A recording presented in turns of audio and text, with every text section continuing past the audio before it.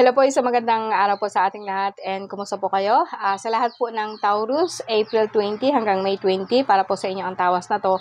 And sa lahat po ng mga tao po na nakasubaybay sa akin no, at hindi gustong magpatawas pero hindi po ako naabot. Guys, sundin lang po ninyo yung mga sinasabi ko sa inyo. And kung kailangan talaga, mag-PM lang po, mag-PM po kayo sa akin. Kasi minsan po talagang marami po, no? And minsan, pag sunod-sunod po kasi ang aking ritual, nasa bundok po ako. And usually niyan, hindi po ako makapagtrabaho ng ilang araw, no? Pag may ritual po ako, lalo na po pagka sunod-sunod, no? So, sa lahat po ng Taurus ngayon, no? Sa inyo po ang tawas na to, pang-siyam po na series po natin. And isipin po ninyo guys na nandito po kayo sa aking harapan and isipin po ninyo ang aking ilaw. Bigyan po natin ng liwanag po ang lahat po ng mga espiritu, kaluluwa, lahat po ng mga tao po na nandirito po, no.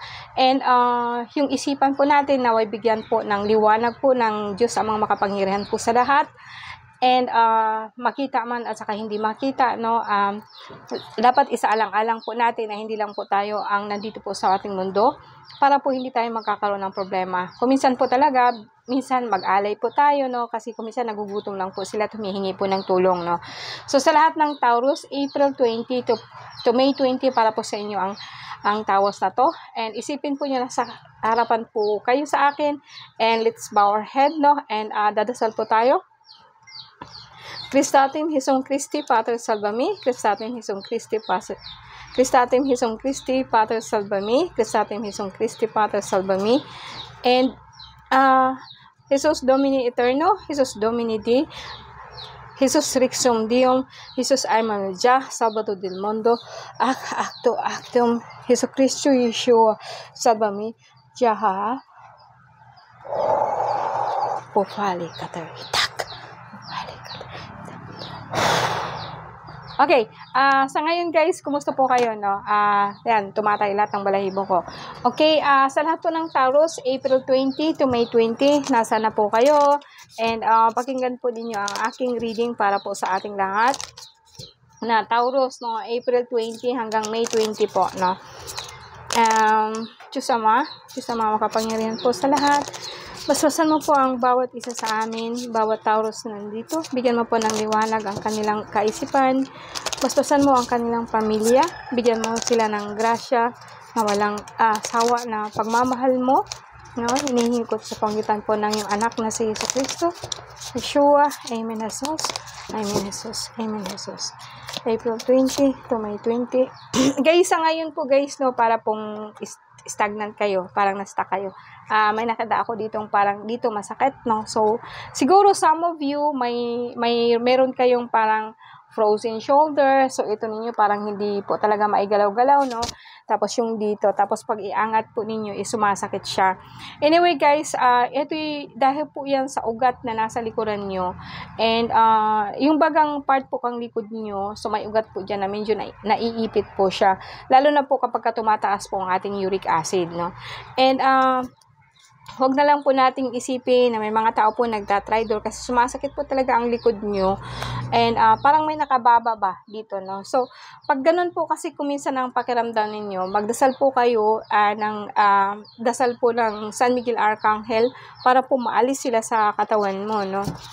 Okay, sa lahat ng Taurus ngayon, may nakita po akong parang sumasakit po lagi or may nararamdaman ka po dyan sa lower back mo, yung tinatawag po natin na spinal column sa pinaka-ilalim o sa pinakadulo po dito sa bahipang upo nyo. Hindi naman siya nangangalay guys, kaya lang po, hindi man po siya sumasakit, kaya lang minsan po siya nangangalay, no?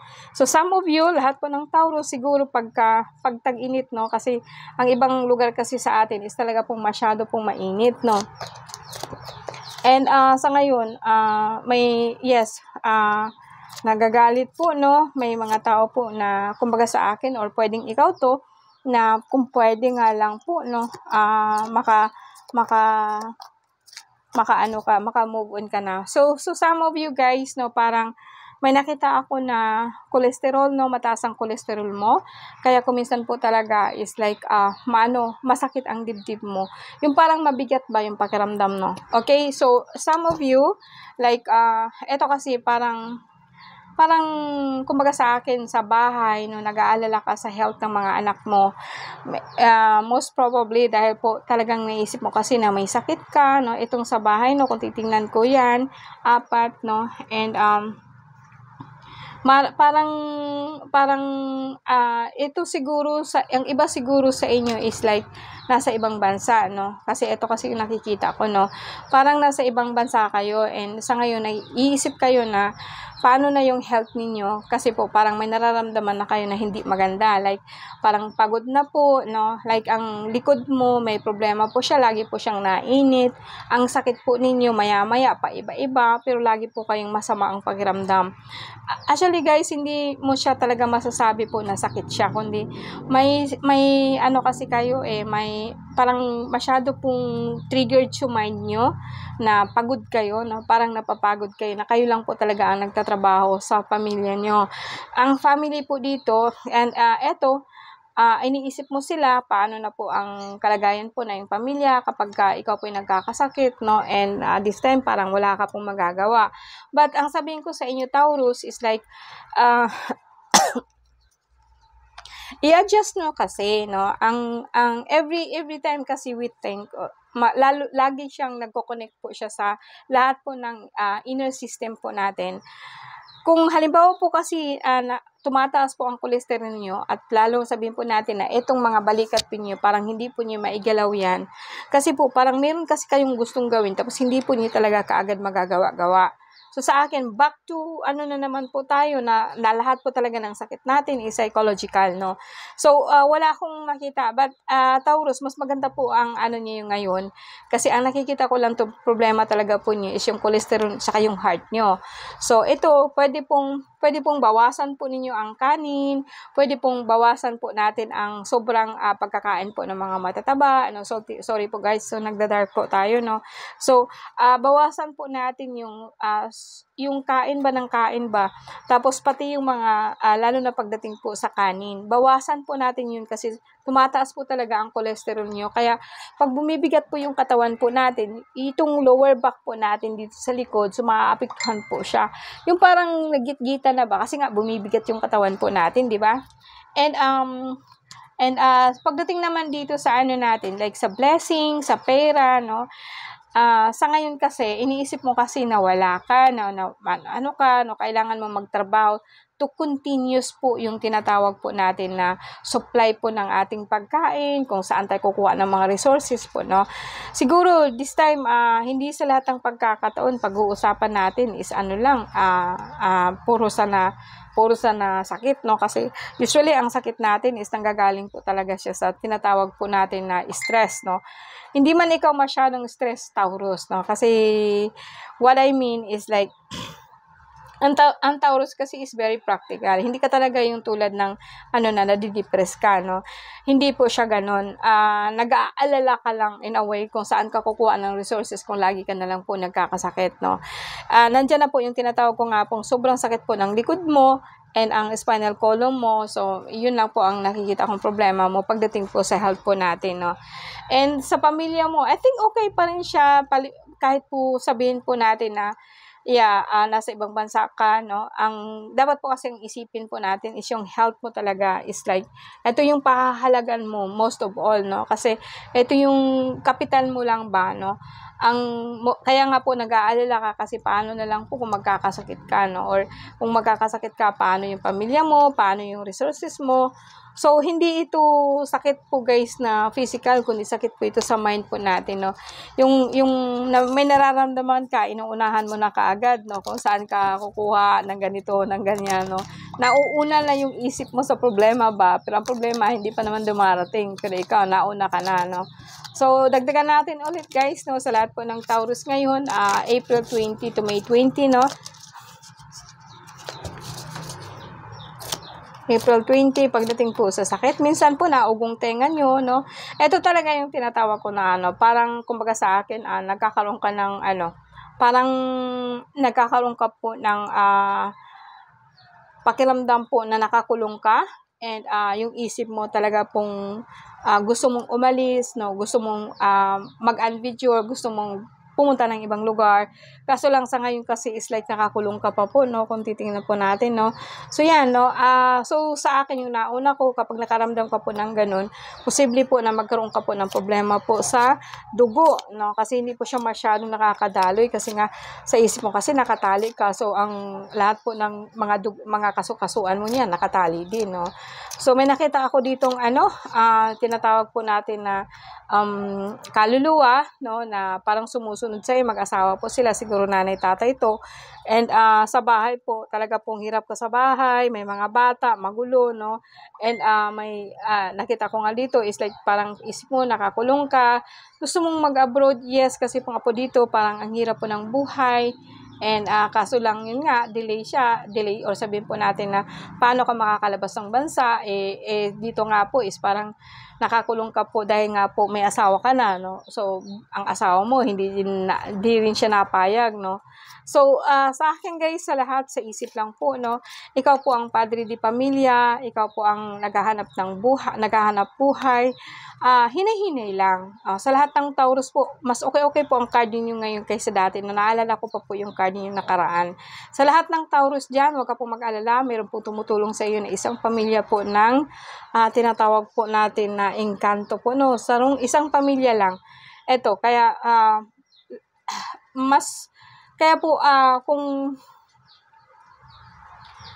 ito yung sinasabi ko guys, na pagka gusto po ninyo ng mga, let's say, mag-aalaga or meron kayong mga pampaswerte, magre-reflect po kasi ang nila sa inyo. Kapag stress ka po lagi, so nai-stress din po sila. So, hindi po sila makakatulong sa'yo. And then, i-double po nila yung kung ano po naiisip mo. Kung nag-iisip ka po ng pera, wala po talagang darating sa'yo. Dapat po talaga isipin mo. Baliktarin mo po, no? Kahit wala kang pera, isipin mo may pera ka. Kahit po sabihin po natin na kung halimbawa man po hindi ka makakalis dahil mapamilya ka. So, make sure po na you can also nurture or yung parang mabigyan mo pa rin ng pagkakataon ng sarili mo na mabuhay siya ayon po sa kagustuhan mo, na magiging masaya ka din kahit papano, no. Ito yung tinatawag ko sa inyo guys, hindi sa lahat ng pagkakataon obligasyon ang unahin mo. Dapat unahin mo din yung sarili mo. Yung sinabi ko sa kanina na ang iniisip mo lagi is yung paano na lang pag nagkakasakit ka. Ang kapital mo dito guys, ikaw lang. So, dapat po unahin mo yung sarili mo. Make something new. Kung halimbawa napapagod ka, punta ka sa labas, no, or wag na yung makikipagchismisan ka kasi pag-uwi mo niyan, dadami pa yung problema mo. Pero yung something po na nakaka-refresh sa'yo ba. So, yung parang nakaka-unwind sa'yo, yung parang nare-relax ka. So, kahit lalo na sa mga lalaki po natin, bigyan natin ng pagkakataon yung asawa po natin na kahit papano, mapuntahan man nila yung mga lugar na dati po talagang gustong-gusto nila, no? And ngayon, si babae, kung hindi naman ito maibigay siya ng asawa mo, and then do something for yourself, no? You deserve that one. And ito yung parang alam niyo yung talamak na po ngayon yung mga sobrang depression po na tumatama po sa atin, no? Ito nga, ang dami po, no? So, at least ikaw, parang napapagod ka na din po sa sobrang trabaho, no? So guys, maraming salamat po sa inyo, no. May nakita ako dito as is, kahit anong sa inyo guys, naka-recover na po kayo. Kahit po sabihin po natin may nararamdaman kayo, hindi ganun kagrabe po, no. So let us pray, no, sa mahal po na ina. And bigyan po natin ng pagkakataon po, no. Okay, orasyon sa tanang sakit, dala sa pag-abog sa tanang dautan, panghingilin sa tanan.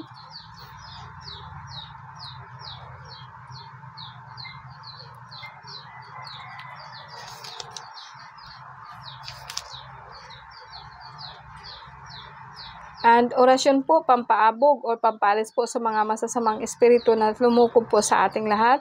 Vadiritro Satana, Jesus Eguso, Mormorlom, Mormortum, Moriatum, of Madak, Abonatak, Imatanatak, Matamaka, Mikam, Magugab, Mariagub, Magub. Sa ngalan ng Ama, ng Anak, at ng Espiritu Santo, sa mahal na ina, tagapagsang lahat, pagsasan mo po kaming lahat, alisin mo ang lahat ng masasama, Matamika, Mitamaka, Magugab, Mariagub, Magub. Mahal na ina, mata maka, mita, maka, maguga, mariago, magug. Okay, sa lahat po ng Taurus, maraming salamat po sa inyo guys.